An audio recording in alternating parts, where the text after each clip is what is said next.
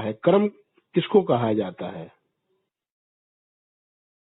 कर्म जो है, जो भी क्रिया कर रहे हैं आप, शरीर से, मन से, वाणी से, जो भी आप कर रहे हैं उसका नाम है कर्म।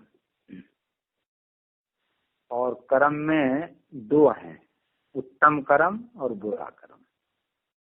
उत्तम कर्म का फल उत्तम है और बुरे कर्म का फल बुरा है। सकल पदार्थ ये जग माही, कर्महीन नर पावत नाही। और कर्म प्रधान विश्व करी राखा, जो जस करेंगे तस फल चाखा। ये भगवान का बनाया हुआ कानून है, और इस कानून में भगवान भी इसका पालन करते हैं। जैसे कि सीता जी अर्धांगिनी है भगवान की, लेकिन सीता जी ने कटु वचन कर दिया लक्ष्मण जी, तो परिणाम वैष्णव को कटु वचन कहने का उनको अपराध हो गया, और उसका फल उनको भोगना पड़ा। रावण हर के ले गए और वहां 1 वर्ष तक उनको लंका में रहना पड़ा। तो न्याय हमारे परम श्री पंडित जी महाराज, पंडित श्री दया प्रसाद जी महाराज, जो हमारे दादा गुरु हैं, उनका तो बड़ा शास्त्रों से कहते, हम शास्त्रों में शिक्षा लेते हैं, तो कई बातें ऐसी बताते थे कि सुनने को नहीं मिलता कहीं। कौशल्या जी थी, उन्होंने कहा कौशल्या जी विधवा क्यों हो गई? तो बोले हम शिक्षा ले रहे हैं, वो तो लीला है भगवान की। शत्रुपा जी ने, जब मनु शत्रुपा जी ने तपस्या किया, तो शत्रुपा जी ने अलग वरदान मांग लिया। मनु जी ने तो कहा कि हमको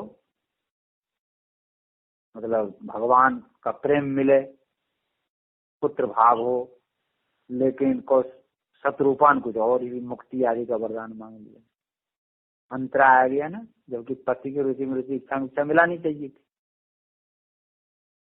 इसके कारण से तो श्री पंडित जी महाराज ने इससे व्याख्या की, भगवान राम की माता और दशरथ जैसे धर्मात्मा की पत्नी होते हुए उनको विधवा होना पड़ा। एक उदाहरण ये देते। दूसरा सीता जी वाला उदाहरण, सीता जी को वहां पर रावण के यहाँ रहना पड़ा, मतलब वैष्णव अपराध बन गया, कटु वचन कह दिया लक्ष्मण जी। तो कहते यद्यपि ये लीला है फिर भी हम शिक्षा लेते हैं। तो उनका कहने का तात्पर्य था कि कर्म का फल सबको भोगना पड़ता है, भगवान को भी भोगना पड़ता है। नारद जी ने श्राप दे दिया, जाओ बानर के द्वारा आपने जो हमको छल किया, तो बानर ही सहायता करेंगे और नर का वेश धारण करके किया, इसलिए नर वेश में आपको जाना पड़ेगा और पत्नी से वियोग सहना पड़ेगा।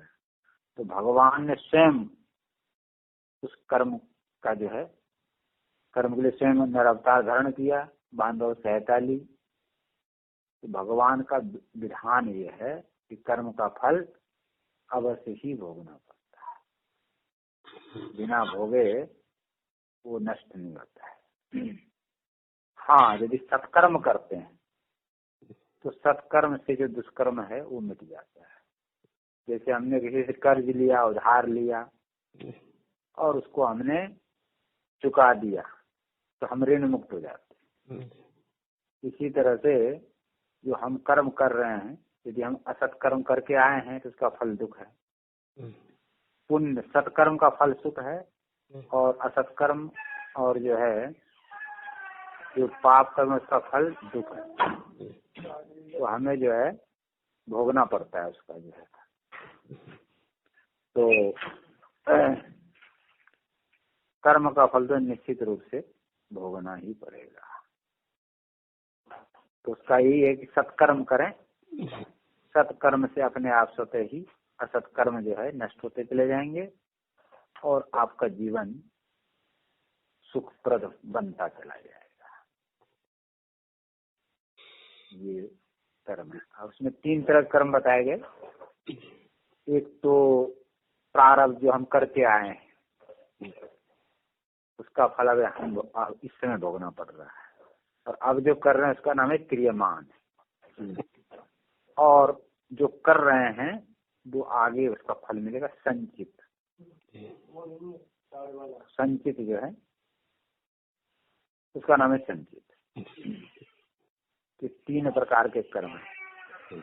आजकल बहुत से लोग कहते हैं कि जो लोग पाप अधर्म गलत कर्म कर रहे हैं वो फल फूल रहे हैं, और जो लोग ये सत्य रास्ते चल रहे हैं भक्ति जन उनको बेचारे को सही ढंग से नहीं मिल रहा है।